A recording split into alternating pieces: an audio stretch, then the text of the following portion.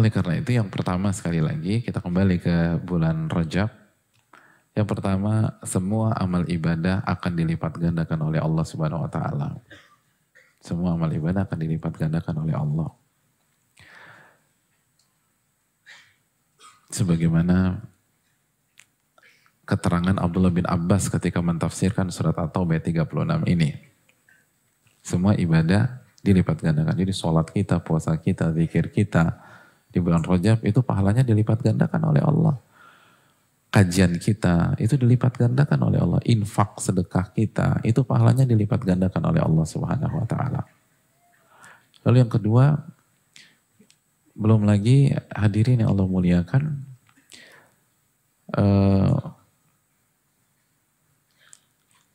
rasanya tahun ini Rajab masih menjadi bulan yang belum disikapi secara seyogyanya.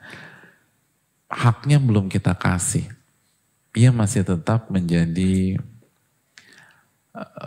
bulan yang kurang mendapatkan perhatian di tengah-tengah umat. Tapi perlu kita camkan bahwa itu adalah peluang bagi kita. Ketika banyak pihak melalaikan bulan Rajab, Nabi SAW bersabda dalam hadis Muslim, al-ibadatu fil haraji kal hijrati ilayya. Beribadah di waktu manusia lalai, itu pahalanya seperti berhijrah kepada diriku, kata Nabi SAW. Beribadah di saat manusia lalai, itu pahalanya seperti berhijrah kepada diriku. Kenapa? Karena nggak mudah beribadah di saat manusia lalai. Kenapa kita begitu nyaman dan semangat beribadah di bulan suci Ramadan? Di antara faktornya, karena kita disupport oleh lingkungan, disupport oleh teman-teman. Semua pada semangat ke masjid, semua semangat ibadah, taraweh, dan lain sebagainya. Tapi begitu manusia lalai di sebuah waktu atau di sebuah tempat, oh susah hadirin. Oh susah. Nah, ketika kita bisa menyambut bulan ini di saat mayoritas pihak lalai, kita ingin semua semangat, tapi keputusan bukan di tangan kita. Dan kalau kenyataannya masih terlihat lalai, maka ini kesempatan untuk mendapatkan pahala hijrah ke Rasul Sallallahu Alaihi Wasallam. Terus yang berikutnya, yang ketiga, jamaah yang Allah muliakan, ini kesempatan mendapatkan pahala perintis.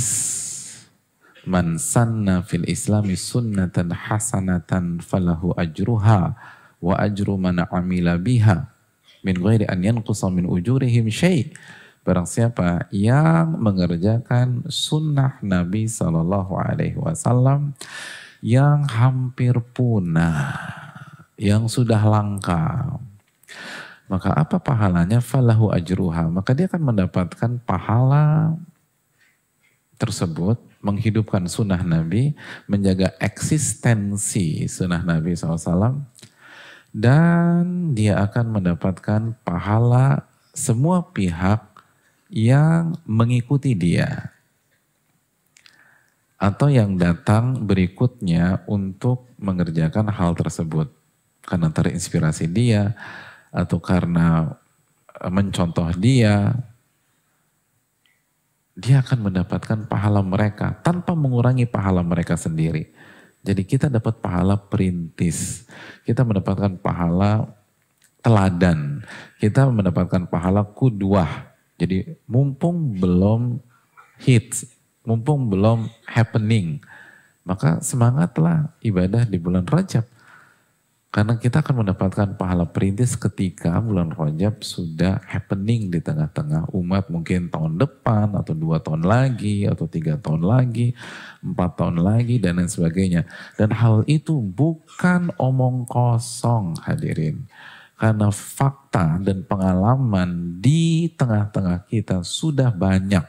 Sebut saja iktikaf di Ramadan. Di era 90, iktikaf itu aneh bin ajaib hadirin. Antum iktikaf 10 malam terakhir di Ramadan di tahun 91, di tahun 92, orang pikir antum berantem sama bini antum. Iya. Terus minggat ke masjid. Iya. Kenapa ini ada masalah kali sama bininya?